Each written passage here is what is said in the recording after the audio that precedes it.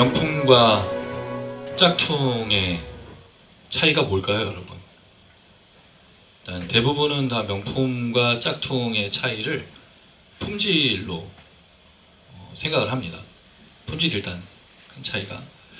근데 요새 짝퉁도 품질이 많이 좋아졌어요. 그렇지 않나요, 여러분? 네, 아 그렇군요. 네. 우린 모릅니다. 그런데 품질이 많이 좋아졌는데 어쨌든 품질의 차이를 많이 생각하는데 사실은 제일 중요한 차이가 있어요. 뭐냐면 어디로부터 왔는지의 차이가 있죠.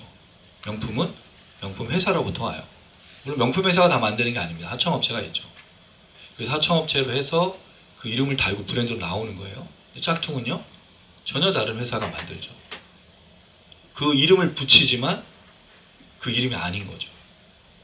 이건 굉장히 중요한 겁니다. 우리가 누구인가를 증명하는 건 어디로부터 왔다라는 걸 보여주는 거거든요. 오늘 본문이 그 얘기를 하고 있어요. 특히 짐승 얘기를 우리가 하고 있습니다. 이제 마지막 짐승이죠. 뒤에는 이제 큰 음녀가 나옵니다. 전쟁의 양상이 계속 바뀌어가고 있어요. 근데 이 짐승은 어디로부터 왔는가를 얘기해줘요. 그런데 뭘 모방하고 있냐면 놀랍게도 하나님과 성부 또 성령을 모방합니다. 어디로부터 왔는데? 예, 지옥으로부터, 무적영으로부터, 땅으로부터, 바다로부터. 사실은 여러분 그 사람이 어떤 사람인가는 어디로부터 왔느냐가 굉장히 중요한 거예요. 이건 겉으로 치장하는 것과 다른 겁니다. 그리스도인들은 어디로부터 왔습니까? 성령으로부터 온 사람이에요. 우린 땅에 살지만 땅으로부터 온 자가 아닙니다. 처음엔 땅으로부터 왔죠. 흙으로 태어났으니까. 그런데 예수로 말미암아 하늘로부터 임하신 성령으로 하늘의 사람이 된 거예요. 그럼 출신이 이제 바뀐 겁니다. 땅으로부터 온 자가 아니에요. 하늘로부터 온 자. 이건 굉장히 중요합니다, 여러분. 오늘 본문에도. 그럼 어디로부터 왔느냐? 어디로 가고 어떤 것을 하느냐는 하늘로부터 온 자는 하늘의 일들과 하늘의 역사를 감당해야 된다는 거죠. 근데 땅에 있는 이 짐승은 땅의 일만 감당해요. 땅의 역사만 감당하죠. 굉장히 중요한 겁니다. 그리고 이 얘기에 우리가 사실은 본문을 주목할 때 뭐를 많이 주목하죠? 이 본문에 666, 666. 그래서 666 이마에 붙이고 오른손에 새기는 거를 얘기하는데 그럼 그 666이 뭐냐? 뭐죠, 여러분? 666이? 굉장히 어려운 내용이에요. 이걸 정확하게 설명한 사람이 한 사람도 없어요. 제가 주석을 어제 여러 개를 찾아보고 했는데 주석을 제가 보면서 느낀 점이 한 가지 있어요. 주석은 불친절하다.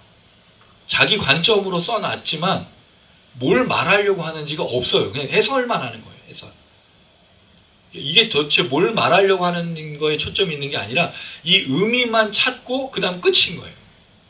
근데 사실 제가 원하는 건 그게 아니었거든요. 666을 해설할 것이 필요했는데 거의 대부분은 게마트리아로만 얘기하고 아니면 뭐 네로 황제 당시에 또는 뭐 시대의 가치관 이런 거로 규정하는 거로 끝나고 사실 정말로 정확하게 666을 말하지는 않는다는 거죠. 그래서 오늘 제가 여러분에게 이 666을 설명해 드릴 거예요. 그래서 500원씩. 네, 내겠습니다. 안 오르나요? 네, 1,000원으로? 근데 안 할래요. 뭘 얘기를 해도 반응도 없고 관심도 없고. 근데 이 얘기가 666 얘기가 아니라는 거를 알 수 있는데 사람들이 이 666에 관심을 가지죠. 본문은 되게 간단합니다. 바다에서 나온 짐승이 여러 일을 해요. 자, 그리고 나서 18절에 이 모든 것들을 어떻게 대할 것인가 한 구절로 얘기합니다. 지혜로. 이런 땅에서 나온 짐승을 어떻게 할 것인가 딱 한 구절로 얘기하는 거예요. 지혜, 소피아. 철학이죠. 인지하는 것. 그 다음에 총명이 나오는데 이 단어가 총명이 아닙니다. 누스라고 하는 단어인데 마음이란 뜻이에요. 정확하게. 이건 조금 이따가 설명을 드리도록 하겠습니다. 자, 지난 시간에 여러분 우리가 어떤 걸 살펴봤냐면 악의 특징 중에 첫 번째 그 큰 붉은 용을 생각했죠. 그래서 두 번째 특징인 바다에서 나온 짐승. 이제 땅에서 나온 짐승. 이게 왜 그러냐면 11장에 12장이죠. 12장에서 큰 붉은 용이 쫓겨나서 어디로 떨어졌죠? 예, 땅과 어디로? 바다로. 그 땅과 바다가 여기 나오는 거예요. 이건 다니엘서와 욥기를 이제 인용한 거로 보이는데 조금 이따 그것도 설명을 드리겠지만 그 바다에 나온 짐승 우리가 지난주에 생각했죠. 중상모략, 비방, 험담, 막 조롱하고 멸시하는 입으로 42달 동안 뭐만 한다고요? 계속 욕만 하는. 큰 붉은 용은 분노만 하는. 근데 오늘 이제 마지막 악의 특징을 생각하는데 이게 다 짬뽕된 거예요. 어떤 사람은 큰 붉은 용, 그다음 바다에서 나온 짐승, 땅의 짐승을 이 세 가지를 뭐로 보냐면 우리가 말하는 트리니티, 삼위일체를 비교하고 있어요. 그러니까 큰 붉은 용은 하나님, 바다에서 나온 짐승은 성자, 그 다음에 오늘 땅에서 나온 짐승은 성령으로 모방하는 거죠. 얘네들도 갖출 건 다 갖추는 거예요. 사람을 속이기 위해서라면 열심히 해요. 그럼 사기꾼이 원래 열심히 속이지 않습니까? 제가 지난번에 사찰당했다고 그랬잖아요. 은행. 사찰이 아니었어요. 보이스피싱이었어요. 깜짝 놀랐어요. 하나은행에서 온 거거든요. 금융 무슨 팀으로 열었는데 경찰 조사, 범죄 수사 딱 돼 있는 거예요. 근데 그게 저만 받은 게 아니라 최근에 봤는데, 그래서 어떤 분이 하도 그래가지고 변호사인 제자에게, 교사 선생님인데 출신이 저랑 페이스북 친구분이신데, 그분이 알아봤더니 변호사가 이거 가짜라고. 근데 하나은행에서 왔어요. 하나은행 뭐 금융 뭐 이렇게 해가지고. 저는 제가 사찰당한 줄 알았거든요. 욕해서 죄송합니다. 근데 그렇게 온 거예요. 여러분 이게 문자로 오는 게 아니야. 이제 전화로 오는 게 아니에요. 문서로 오는 거예요. 근데 그 전화번호가 없는 번호. 얼마나 교묘해지는 게 점점 더. 그리고 여러분 오늘 소름 끼치는 장면이 한 가지가 있어요. 그 666이라는 겁니다. 자, 설명을 드리도록 할게요. 자, 땅에서 올라온 짐승의 이제 모습을 얘기합니다. 자, 13장 11절 한번 읽어보겠습니다. 11절입니다. 시작. 내가 보매 또 다른 짐승이 땅에서 올라오고 인간같이 부리고 용처럼 말을 하더라. 자, 내가 또 보매. 이 보매라는 말을 왜 강조할까요? 보고 있는 걸 강조하는 거죠. 계속 보고 있다는 거예요. 그건 어떻게 보면 우리에게 잘 볼 수 있도록 도전하는 걸로 생각할 수 있습니다. 또 다른 짐승이라는 말은 또라는 말이 이제 접속사 카인데, 그리고 그러나 뭐 그런데 이렇게 번역할 수 있어요. 근데 좀 안타까운 것은 한글 성경은 접속사를 거의 생략합니다. 뭐 또나 그리고 또는 어떨 때 보면 뒤에 어미로 뭐뭐 했지만 이런 식으로 표현하는데, 사실 이거는 좀 부각되지 않죠. 그렇지만으로 앞으로 내주면 앞문장과 뒷문장에 대한 얘기가 있잖아요. 근데 이게 사라졌어요. 접속사가 다 거의. 왜 그러냐면 요새 시대를 보니까 요새는 영상도 쇼츠죠. 그 다음에 문장, 긴 문장을 쓰지 않아요. 그럼 뭐가 필요 없죠? 접속사가 필요 없는 거예요. 근데 이번에 제가 느끼고 감동받은 건지, 어떤 교수님이 올리신 글도 있는데, 헌법재판소에서 이번에 판결문을 냈죠. 거기에는 긴 문장이잖아요. 거기에 뭐가 계속 나오냐면 접속사가. 그러나. 이런 일이 있지만, 그러나. 강조하는 거죠. 이거 아름다운 문장인 거예요. 우리가 사실은 언어를 잘 사용하지 않으니까 이런 접속사를 쓰지 않는데, 여기는 그렇게 또는 그런데. 뭐가 그런데죠? 바다에서 나온 짐승을 막 설명하고 있는데, 그런데 또 다른 짐승이 나오고 있다는 걸 지금 얘기하고 있어요. 이걸 강조하고 있는 거잖아요. 땅에서 올라왔다 그랬어요. 땅에서 올라온다는 뜻이 뭘까요, 여러분? 그렇죠. 땅에서 올라오려면 뭐가 있어야 돼요? 땅이 갈라져서 그 가운데로부터 올라와야 돼요. 올라오는 저 핸드폰도 그렇다고 얘기해 주잖아요. 이 아나바이노라는 단어인데, 올라가다, 오르다, 뭐 배에 오르다, 올라오다 이런 뜻을 갖고 있어요. 그럼 땅으로부터, 그건 이게 분명한 동작이에요. 아까 지난주에는 바다에서 나오는, 고질라처럼 이렇게 막 바다에서 나오는데, 얘는 땅을 가르고 나오는 짐승을 보고 있는 거죠. 그럼 땅으로부터 올라온다는 뜻이 뭘 담고 있느냐가 중요한 거예요. 그냥 이 상징과 이 환상이 쓰인 게 아닙니다. 이건 분명한 의도가 있는 거잖아요. 바다에서 나온다는 것도. 그럴 때 이 땅에서 올라오다라고 말하는 이 구절과 연결된 본문들이 있어요. 다니엘서를 사실은 우리가 보면 좋은데, 일단 먼저 그 땅에서 올라온다는 좀 더 설명을 드리고, 어린 양 같다고 말합니다. 여러분, 어린 양은 우리가 어디서 봤죠? 죽임당하신 어린 양에서 나왔어요. 요한계시록 5장 6절입니다. 요한계시록 5장 6절을 보면, 이건 제가 읽어드릴게요. 내가 또 보니 보좌와 내 생물과 장로들 사이에 한 어린 양이 서 있는데 일찍이 죽임을 당한 것 같더라. 그에게 7뿔과 7눈이 있으니 이 눈들은 온 땅에 보내심을 받아 하나님의 7영이더라. 이때 어린 양이었는데 이 어린 양은 죽임당한 어린 양이에요. 그러니까 어린 양이 나오는 거는 죽임당한 어린 양인 예수를 설명할 때 나왔던 표현이에요. 자, 그런데 이 이야기가 뭐와 연결이 되냐면 다니엘서를 한번 보겠습니다. 다니엘서 8장. 이건 같이 한번 찾아볼게요. 다니엘서 8장 3절. 다니엘서입니다. 구약 다니엘서 8장 3절. 다니엘서 8장 3절. 찾았으면 우리 같이 한번 읽을게요. 8장 3절입니다. 시작. 내가 눈을 들어 본즉 강가에 두 뿔 가진 순양이 섰는데 그 두 뿔이 다 길었으며 그중 한 뿔은 다른 뿔보다 길었고 그 긴 것은 나중에 난 것이더라. 다니엘서 8장에는 땅은 아닌데 강가예요. 근데 이 양은 무슨 양이죠? 어린 양이 아닙니다. 무슨 양이에요? 순양이에요. 근데 뭐만 같아요? 뿔만 같은 거죠. 근데 사실은 죽임당한 어린 양에서는 뿔 얘기가 나온 적이 한 번도 없습니다. 양만 같은 거죠. 어떻게 보면. 근데 이 다니엘서에는 순양이에요. 자, 그럼 이 두 뿔이 무슨 응도가 있느냐? 4절을 한번 볼게요. 8장 4절. 8장 4절에 이 두 뿔이 뭘 하는지를 보여줍니다. 시작. 내가 먼저 그 순양의 서쪽과 북쪽과 남쪽을 향하여 받으나 그것을 당할 짐승이 하나도 없고 그 손에서 떠날 적으로 그 원하는 대로 강하여 주더라. 자, 뿔로 뭐를 하고 있죠? 들이받는 거예요. 양들이 뿔로 들이받는 겁니다. 근데 죽임당한 어린 양은 뿔도 나타나지도 않지만 들이받은 적이 없죠. 우리가 아까도 읽었던 이 죽임당한 어린 양의 그 모습은 뭐죠? 사람들의 죄를 위해서 죽으신 분을 표현한 예수 그리스도에 대한 이야기잖아요. 예수는 들이받은 적도 없고 공격한 적도 없는 죽임을 당한 거예요. 그럼 사실 어린 양을 쓰려면 앞에 뭐가 표현돼야 되죠? 죽임 당하신이 표현돼야 돼요. 근데 얘는 땅에서 올라왔는데 어린 양인데 뿔이 있다는 거죠. 그럼 분명히 다니엘서를 갖고 온 게 맞아요. 근데 그건 순양이어야 되잖아. 근데 뭐로 바꿔치기 한 거죠? 어린 양. 무슨 의도가 있을까요? 모방하는 거예요. 죽임당하신 어린 양처럼 지금 속이려고 하고 있는 거죠. 근데 하는 일은 뭐예요? 들이받는 거예요. 어떻게 할 수 있습니까? 용처럼 말을 하더라. 용이 뭐예요, 여러분? 큰 붉은 용이죠? 12장 9절. 계시록 12장 9절.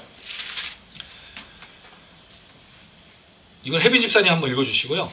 13장 5절은 우리 웅 집사님 한번 읽어주세요. 요한계시록 12장 9절과 13장 5절입니다.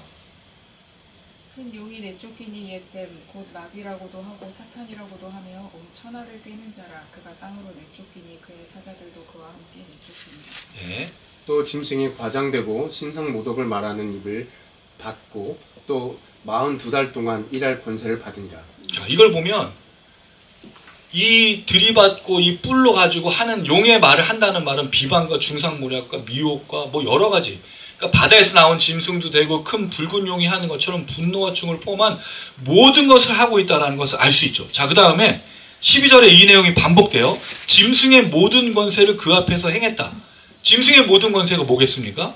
바다에서 나온 짐승의 권세가 뭐였어요? 42달 동안 비방하는 거였잖아요. 그럼 이 땅에서 나온 짐승도 계속 뿔을 달아가지고 하고 있다는 거죠. 생긴 건 뭔데? 어린 양인데.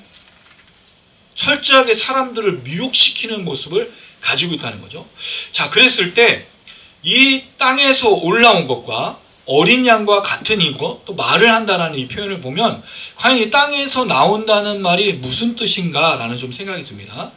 좀 찾아볼게요. 창세기 1장 2절은 우리 유선이가, 마태복음 3장 16절은 사모님이, 그 다음에 요한복음 3장 3절, 그 다음에 3절은 주아가, 3장 8절은 미나가 읽어주세요. 요한복음 3장 3절, 그 다음 8절, 그 다음에 우리 간사님이 사도행전 2장 2절에서 4절을. 예, 먼저 창세기 1장 2절부터 읽어주십시오. 땅이 혼돈하고 공허하며 흑암이 깊은 위에 있고 하나님의 영은 수면 위에 운행하시니. 예, 창세기의 성령의 역사가 뭐로 시작됐냐면 그 아직 만들어지지 않은 그 바다를 그 마치 새가 알을 품는 것처럼 그때 그 얘기를 했었죠. 이렇게 돌보시는 그 모습이 성령의 역사예요. 자, 근데 이 성령의 역사가 어떤 식으로 나타나느냐? 마태복음 3장 16절입니다. 예수께서 세례를 받으시고 곧 물에서 올라오실새 하늘이 열리고 하나님의 성령이 비둘기같이 내려 자기 위로 임하심을 보시더니. 자, 이걸 보면 성령은 어디서부터 오죠? 예, 이제 바다에서 그 지구를 돌보셨던 창조 때 역사가 하늘로부터 내려오시는 으로 바뀐다는 겁니다. 자, 그 다음 요한복음 3장 3절. 예수께서 대답하여 이르시되 진실로 진실로 내게 이르노니 사람이 거듭나지 않으면 하나님의 나라를 보지 예, 니고데모에게 한 말씀인데 거듭나는 걸 설명했는데 제가 이 거듭나온 아노텐 겟나오라고 말하는 이 헬라어를 뭐로 설명했는지 기억나셔요, 여러분? 위로부터 태어나다는 말 썼어요. 그럼 위로부터 태어난다는 걸 어떻게 이해했느냐? 3장 8절입니다. 니나 읽어주세요. 네가 소리를 들어도 어디서 와서 어디로 가는지 여기부터 성령을 낸 사람도 다 그러하라. 예, 성령이 하늘로부터 내려서 하는 역사가 뭐냐면 새롭게 태어나게 하는 역사를 한다는 거죠. 어디로부터? 하늘로부터. 자, 한 가지 더 찾아볼게요. 사도행전 2장 2절에서 4절. 후련히 하늘로부터 급하고 강한 바람 같은 소리가 있어 그들이 앉은 온 집에 가득하며 마치 불의 혀처럼 갈라지는 것들이 그들에게 보여 각 사람 위에 하나씩 임하여 있더니 그들이 다 성령의 충만함을 받고 성령이 말하게 하심을 따라 다른 언어들로 말하기를 시작하니라. 자, 성령이 하게 하신 역사가 뭐였죠? 글로사, 방언, 말하게 하는 거예요. 하늘로부터 임했죠. 자, 그런 모습이 바로 지금 어떤 모습처럼 보여지느냐? 땅에서 나온 짐승은 땅 가운데로 왔지만 성령은 하늘로부터 온다는 거죠.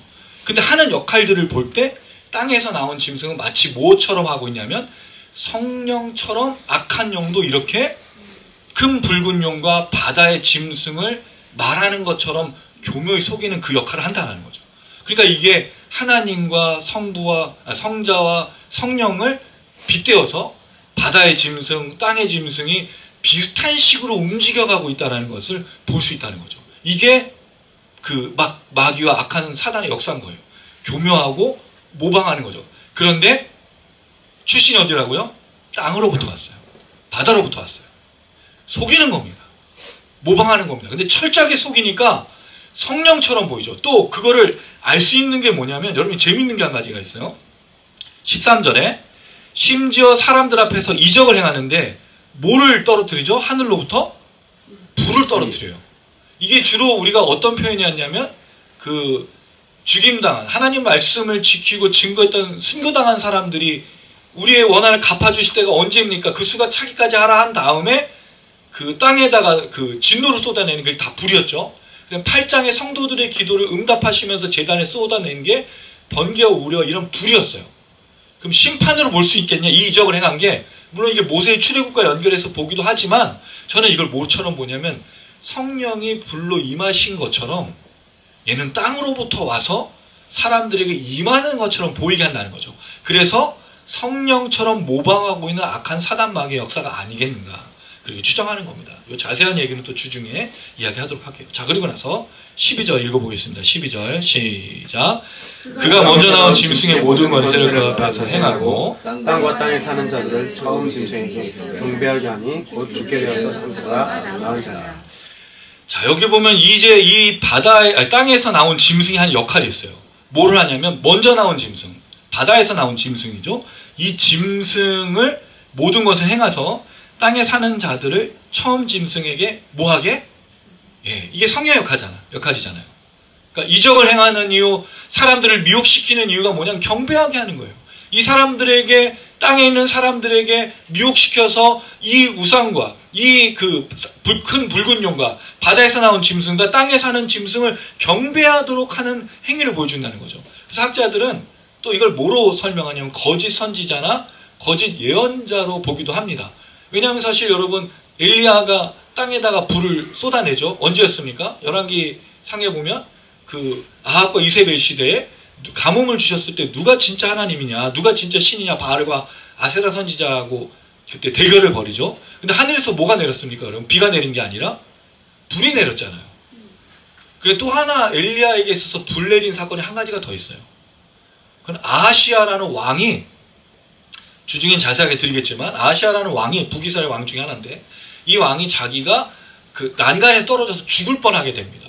그랬을 때 그 바알세붑이라고 하는 그 이 블레셋 지역 중에 하나인 신을 찾아가서 내가 나을 거냐고 물어본 거예요.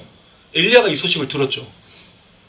뭘 경험하고 아합과 아세벨과 바알과 아세라 싸운 그 일을 경험하고 하나님만이 하나님이라는 걸 얘기했는데 이 북이스라엘 왕이 어떤 신에게 의지한 거예요? 이웃나라 우상에게 가서 물어본 거예요. 그러니까 엘리야가 열받았어. 너는 살아나지 않을 거다. 그렇게 하고 있을 때 왕이 또 걱정이 돼서 엘리야를 부르러 갔어. 처음에 50명의 군대를 보냅니다. 그랬더니 엘리야가 불이 떨어져 내려 누가 하나님인가 보자 하니까 불이 내려서 죽인 거예요. 50명을. 아하시아의 군대를. 그러니까 또 아하시아가 또 50명을 또 보내. 그렇게 3번 150명을 죽여버려요. 불이 내려서. 심판과 관련. 그러니까 이런 것처럼 땅의 짐승이 심판과 이적을 행하는 거냐? 물론 그게 거짓 선지자 예언자 이게 중요한 게 아니라 중요한 건 뭘 하기 위해서라는 거예요? 먼저 나온 짐승을 경배하도록 하는 데 목적이 있다는 거죠. 누구를 경배하게 하는 거예요? 사단 마귀를 따르도록. 여러분 왜 이단과 사이비를 우리가 철저하게 배격하고 주술과 무속과 같은 이런 거짓 선지자들, 거짓 예언자들, 적그리스도를 왜 우리가 배격해야 되죠? 왜 우리가 그들을 차단해야 되죠? 왜 그들과 함께 섞이지 말아야 되죠? 결국 그들을 따른다는 걸 뭘 따르는 거예요? 사단 마귀를 따르는 멸망길로 가는 거기 때문입니다. 그래서 우리가 이단과 사이비와 친하지 않은 거예요. 우리가 왜 그들과 말을 섞지 않고 왜 그들과 우리가 뭐 하나도 하지 않는 이유가 뭐냐면 결국 누구를 경배하는 것으로 가는 거죠, 이게? 우상을 숭배하고 사단 마귀를 따르는 길로 가는 거기 때문입니다. 이만희가 믿고 이만희가 저렇게 천박한데 저런 사람이 농사꾼이었는데 뭐 이렇게 해가지고 이걸 비하하려고 하는 게 아니기 때문입니다. 모든 목적과 모든 초점이 다 어디에 있죠? 이 이적을 행하고 이렇게 행사를 하고 권세를 행하는 게 뭐예요? 목적이? 사단 마귀를 숭배하게 하는 게 경배하게 하는 게 머리 숙이고 무릎 꿇게 하는 게 목적이기 때문입니다. 그래서 우리가 이단 사이비를 싫어하는 거예요. 그들 차별하는 게 아닙니다, 여러분. 물론 내 친구들이 있을 수 있고 내가 아는 사람도 있는데 그런데 우리가 왜 그들을 배격하냐면 혐오하는 게 아니에요. 경배하기 때문에 경배하게. 사단 마귀를 숭배하게 하고 결국 뭐로 빠지게 하죠? 멸망길로 빠지게 하기 때문에 우리가 싫어하는 거예요. 여러분 이걸 잘 기억하셔야 돼요. 이단 사이비를 무조건 싫어하고 신천지를 우리가 오지 말라고 하는 이유가 뭐에 있느냐. 미혹돼서 경배하게 하니까 이 말씀대로 따른다는 그런 거예요. 이게 땅에서 나온 짐승의 역할이었어요. 자, 그리고 13절에 큰 이적을 행하죠. 근데 구체적으로 이 이적이 뭔지는 잘 몰라요. 근데 사람들 앞에서 뭐를 행하냐? 불이 하늘로부터 떨어지게 하는. 마치 성령이 불처럼 임하는 것처럼 사람 속에. 여러분 악한 영도 사람들 속에 들어가게 역사하는 거예요. 이 역사들 지금 말하고 있다는 거죠. 자, 그 다음에 14절 읽어보겠습니다. 시작. 짐승 앞에서 받은 바 이적을 행하고 땅에 거하는 자들을 미혹하여 땅에 거하는 자들의 이르기를 칼에 상하였다가 살아난 짐승을 위하여 우상을 만들라 하더라. 자, 여러분 여기에 이제 이게 나와요. 짐승 앞에서 받은 바. 꼭 뭐를 강조하죠? 짐승 앞에서. 그럼 이 땅에서 나온 짐승이 누구를 철저히 경배하고 있어요? 바다에서 나온 짐승, 위계 질서가 있어요. 자, 그런데 여러분 제가 말씀드렸죠. 큰 붉은 용, 바다에서 나온 짐승, 땅에서 나온 짐승이 다른 존재예요? 같은 존재죠. 근데 위계 질서를 두고 있는 거예요. 누구 앞에서?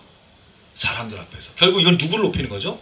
큰 붉은 용을 높이기 위해서 자기가 분신술을 써가면서 이 역할을 하는 거죠. 사람들이 홀딱 넘어가요. 왜? 땅에서 나온 짐승이 지금 불을 막 하늘에서 때리죠. 그 다음에 기적을 행하고 이적을 행하니까 사람들이 했는데 누구를 경배하게 했어요? 먼저? 바다에서 나온 짐승. 근데 바다에서 나온 짐승은 뭘 가지고 있어요? 여기 우리가 지난주에는 없었지만 본문에는 칼에 상하였다 죽은 칼에 상하였다가 살아난 짐. 그러니까 지난주에 바다에서 나온 짐승은 뭐 때문에 상처를 받았냐? 칼에. 그러면 분명히 전쟁이란 말일 거잖아요. 전쟁에 승리했다는 걸 표현하는 거겠지. 그렇게 이 땅에서 나온 짐승이 지금 보십시오. 바다에서 살아나온 짐승을 그럼 확 박수를 받으면서 바다에서 나온 짐승이 탁 나와. 근데 여기서 뭘 보여준 거예요? 상처, 칼에 상처 나는 걸 탁 보여주면 치유됐어요. 이거잖아요. 이거 지금 하는 게. 그럼 이 바다에서 나온 짐승이 딱 이렇게 하면서 뭐라고 얘기했을까요? 나를 이렇게 살리신 분이 누군가 큰 붉은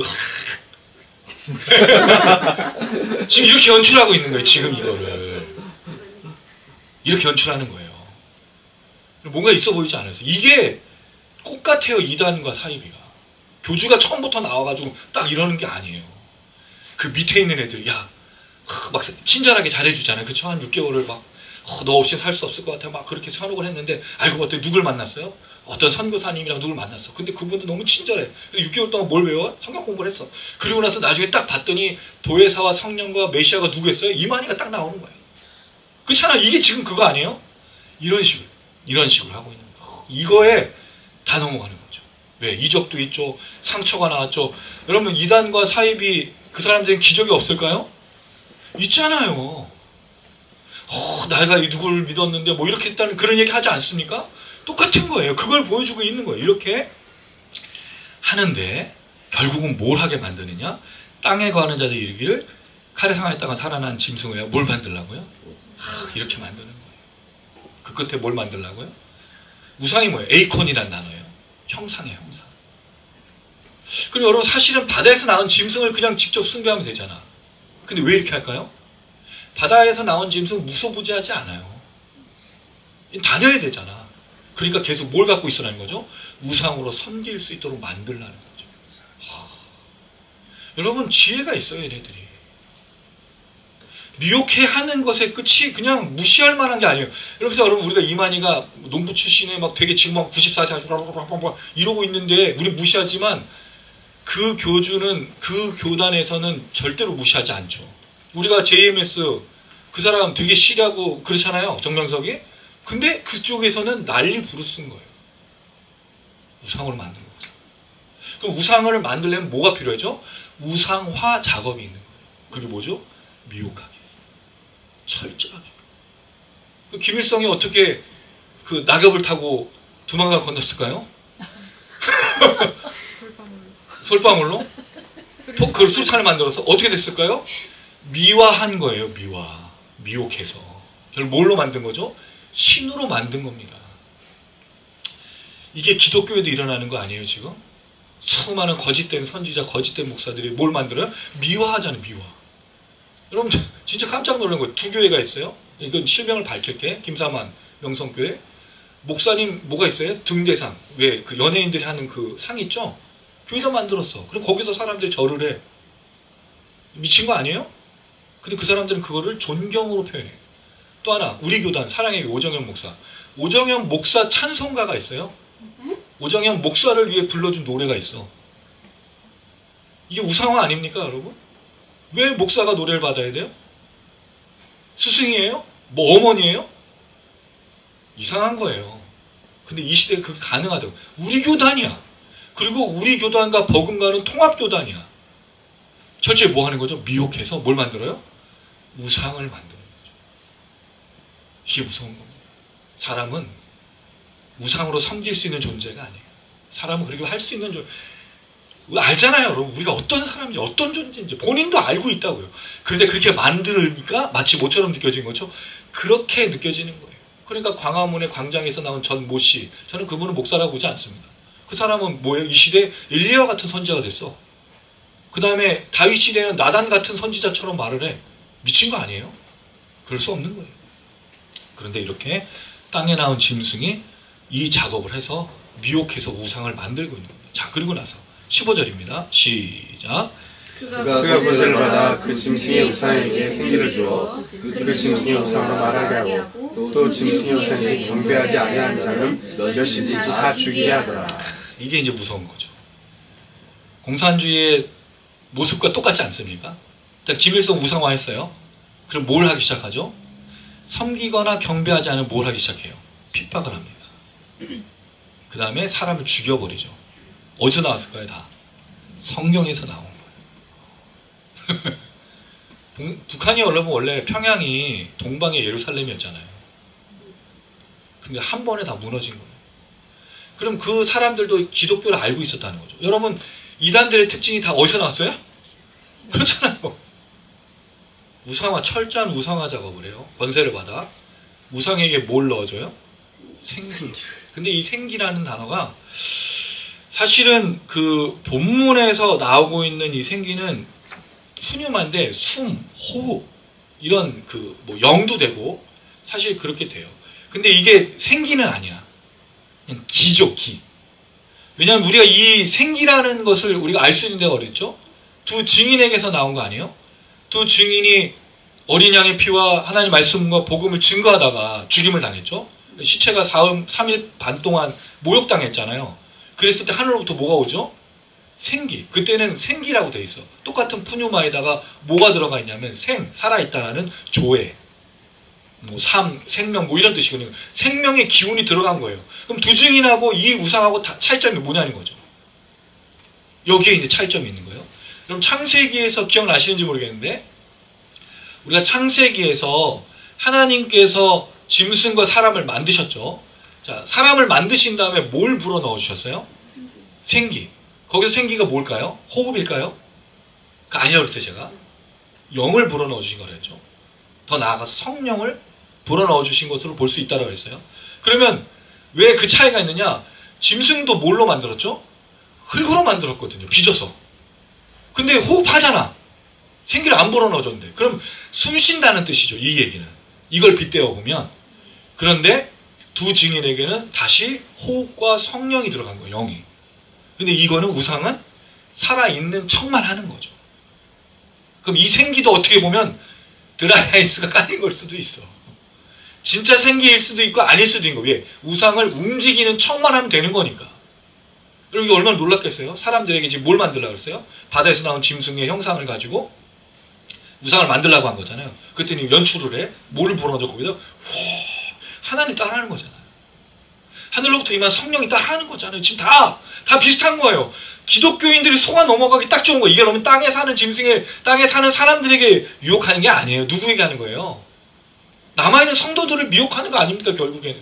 그럴 때 우상에게 생기를 부어 넣었다는 건 호흡을 넣는데 마치 살아나는 것처럼, 움직이는 것처럼 그렇게 하고 있는 그런 모방을 보여준 거죠. 자, 그랬더니 우상에게 생기가 들어가니까 뭘 하기 시작해요? 말을 해요. 우상이 뭘 하기 시작해요? 말하는 거예요. 여기서 충격적인 게 한 가지가 있어요. 하나님의 영은 사람을 회복하고 새롭게 합니다. 그래서 짐승의 이 생기는 호흡은 그저 우상만 움직이는 거예요. 우상에게 말만. 그럼 이 말은 뭘 하겠습니까 또? 그렇죠. 짐승이 하는 얘기가 뭐예요? 비방과 모략과 계속 이 얘기만 할 거 아닙니까? 이게 그 목적이고 미혹의 목적이고 이게 그 하고자 하는 모든 목적이기 때문에 그렇게 따라갈 수밖에 없는 거예요. 이게 충격적이라는 거죠. 그럼 결국 이 호흡이 들어가서 살아 숨쉬게 하는 게 결국 뭐냐?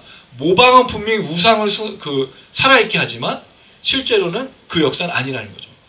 예수께서 이 땅에 오셔서 살아나게 했던 거는 우상이 아니었어요.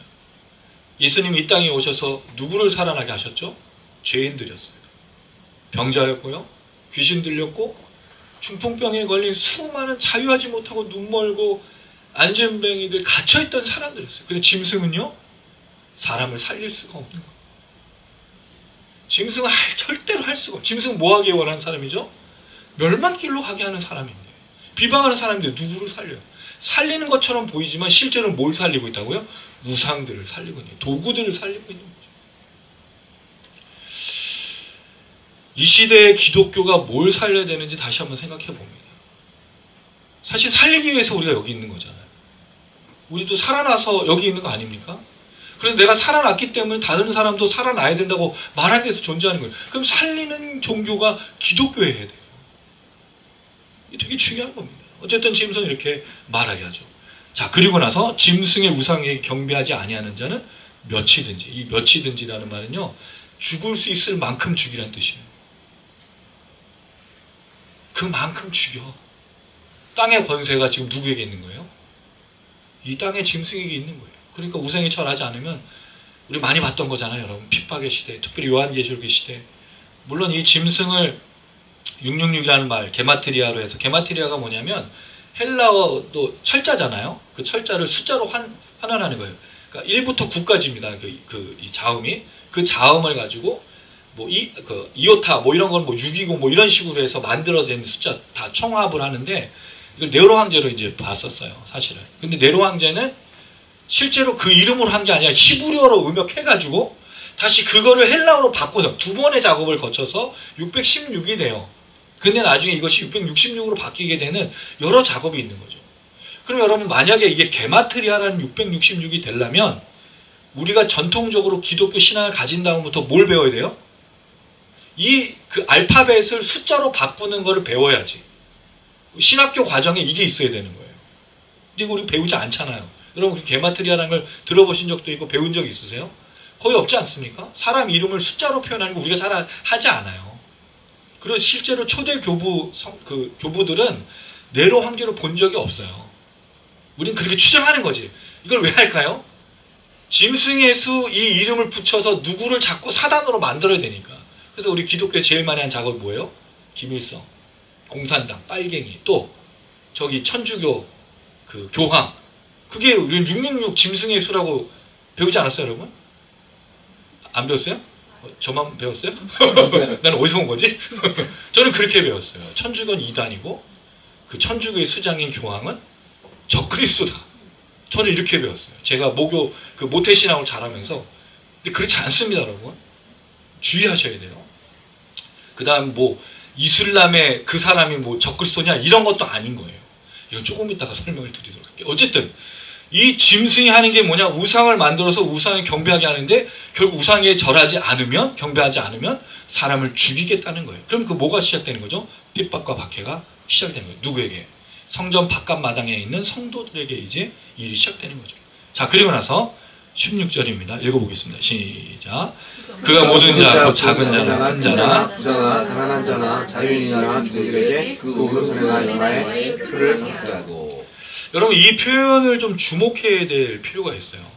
우리가 지금 이 땅의 짐승이 어떤 사람들에게 표를 나눠주고 있냐면, 이게 지금 이 땅 가운데 거하는 사람들에 대한 표현인데, 모든 자예요. 그리고 나서 작은 자, 큰 자, 부자, 가난한 자, 자유인, 종들이에요. 예수님께서 죽임당하신 어린 양으로서 권세를 받고 하나님 보좌 앞으로 나온 구원받은 사람들에 대한 표현을 우리가 알고 있습니다. 우리가 몇 번 살펴봤어요. 요한계시록 5장 9절, 그 다음에 7장 9절에 보면 각 나라와 족속과 백성과 방언이라는 표현을 썼어요. 모든 사람이 구원받을 때. 물론 구원받지 않고 심판받는 사람들로 이 표현을 썼어요.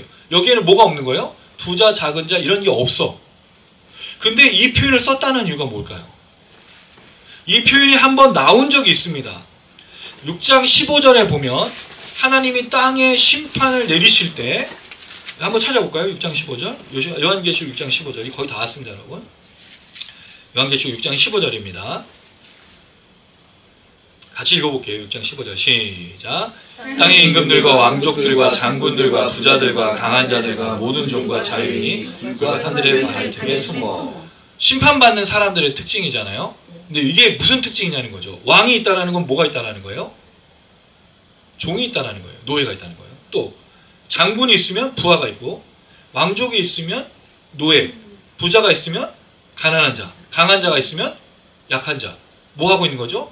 구분하고 있어요. 근데 오늘 땅에서 나온 이 짐승이 우상에게 경배하지 않으면 죽인다 그랬잖아요. 근데 죽지 않는 방법으로 제시하는 게 짐승의 표를 주는데 누구에게 주느냐는 거예요. 작은 자, 큰 자, 부자, 가난한 자, 자유인, 종. 구분된 사람들에게 준다는 거죠. 물론 이게 모든 사람들을 표현하는 것도 있을 수 있겠지만, 하나는 여전히 이 땅이 짐승이 나왔을 때의 상황은 이런 갈등이 있는 구조라는 거죠. 무슨 얘기냐면, 요한계시록에 예수께서 구원할 때 부자, 가난한 자로 구분하지 않았다는 거예요. 예수님의 구원을 받고 인침을 받은 사람은 모든 족속과 방언과 나라에서 온 사람들이지, 가난하다, 부하다를 얘기하지 않았다는 거죠. 이건 성도도 마찬가지입니다. 우리가 교회 생활할 때 내가 가난한 자, 또 부자, 이걸로 우리가 신앙생활 하는 게 아니잖아요. 우리는 뭐로 신앙생활하죠? 형제요, 자매로. 한 가족으로. 근데 뭘 나누고 있어요, 지금 여기서? 부자, 가난한 자를 나누고 있다고요, 또! 이게 땅의 짐승의 특징인 거예요. 계급을 나누죠. 이걸 보면서 그런 생각이 들었어요. 땅의 짐승이 얼마나 미혹해서 악하냐면, 모든 세상의 악한 제도를 그대로 둔다는 거죠. 기득권은 기득권대로 살게 하고 종은 종대로 살게 하면서 짐승의 표를 받도록 하는 거죠. 그런데 짐승의 표를 받고 살아도 먹을 걸 줄 테니까 너는 그렇게 살으라고 이야기하는 거예요. 그러나 예수님이 오셔서 수많은 사람들에게 복음을 전하셨을 때는 부자나 가난한 자에 대한 어떤 특별한 것들이 없이 누구나 부르셔서 하나님의 자녀가 될 수 있도록 만들어주셨다는 거예요. 너는 예수 믿는 가난한 자, 너는 예수님 믿는 부자라고 말한 적이 없다라는 거예요. 예수님 믿을 때는 그 어떤 것도 구분할 수가 없는 건데, 땅의 짐승은 나눈다는 거죠. 이걸 구분한다는 거죠. 하얼빈이라는 영화에 안중근 의사가 이토 히로부미를 총으로 죽이는 그 사건을 영화한 그 영화에 동지를 배반한 사람이 나와요. 근데 그 사람이 무엇 때문에 배반하냐면 먹고 사는 것 때문에 배반해요. 이 대위가 그 사람을 유혹하면서 고기를 먹으라 그래요. 그걸로 파는 거예요. 배고프니까. 너 배고프지? 먹어. 이름만 돼. 장소만 돼. 똑같은 거예요. 살려? 살고 싶어? 표 받아. 대신에 너는 끝까지 가난한 사람이에요. 이 사람 배신자로 사는 거잖아요, 여러분. 이게 사탄이 주는 거예요. 사탄은요, 뭐에 관심이 있어요? 우리가 잘 살고 못 사는 거에 관심이 없어. 같이 어디로 가는 거에 관심이 있어요? 멸망길로 가게. 그러니까 자꾸 유혹하는 거죠. 어디 유혹해요? 이 세상에 매이게 하는 거예요. 먹어! 먹는 거야! 입는 거야! 사는 거야! 여기에 빠져 살아! 이거를 해! 다른 거 필요 없어! 뭐가 필요해? 표를 받아! 경배해! 엎드려! 내가 줄게! 이게 사단이 약속하는 거예요. 마귀가 약속하는 거예요. 마귀가 미혹하는 거예요. 뭘 보지 못하도록? 그러니까 여러분 하늘에 있는 하나님의 보좌와 그곳에 사는 성도들을 비난하죠. 여러분 그 사람들이 그걸 들어요? 그 비방을 들을 수가 없잖아. 비방한다고 그들의 위치가 바뀝니까? 안 바뀌지. 누굴 위해서 한다고 그랬죠? 땅에 속해서 구원받지 못한 사람과 이 땅에 사는 성도들에게 봐봐 내가 비방하고 조롱하지 천국 없어. 하나님 가짜야. 여기서 즐겨. 먹어, 입어, 너를 위해 살아. 이거라고요. 여기서 그냥 네 인생 그대로 살아. 뭘가 중요해. 즐겨. 그거를 미혹하게 하는 중요한 게 뭐예요? 세상을 잊고 살아가는 건 마약이지 않습니까? 또 뭐가 있어요? 도박. 세상을 철저하게 모르게 살게. 근데 여러분 마약과 도박만 있는 게 아니에요. 우리의 수많은 탐심과 갈등과 갈망과 욕망이 그렇게 만들어가죠. 이걸 미혹이라고 부르는 거예요. 신앙생활 못하게 하는 방법이 있어요. 제가 주중에 드리겠습니다. 스크루테이프의 편지에 스크루테이프가 이게 그 상급 마귀잖아요. 조카 마귀 원구두에게 어떻게 하면 철저하게 그리스도인들을 무너뜨릴 수 있는가. 우리 교회에도 있어요. 저 스크루테이프 편지가. 좀 책 좀 읽으세요. 다 읽으셨죠? 네. 전 몇 번 읽었는데 거기에 보면 그 방법 중에 하나. 무기력하게만. 철저하게 세상에 살게 만들어. 세상 걱정과 염려로. 세상 걱정과 염려로 살면 어떤 일이 벌어지죠, 여러분? 하나님 나라를 꿈꾸지 않잖아요. 아까 말했던 그 육즙 떨어지는 그 고기 스테이크 맛에 너무 배가 고픈데 내가 저들의 이름을 팔면 나도 살고 내 가족도 사니까 그렇게 만드는 거.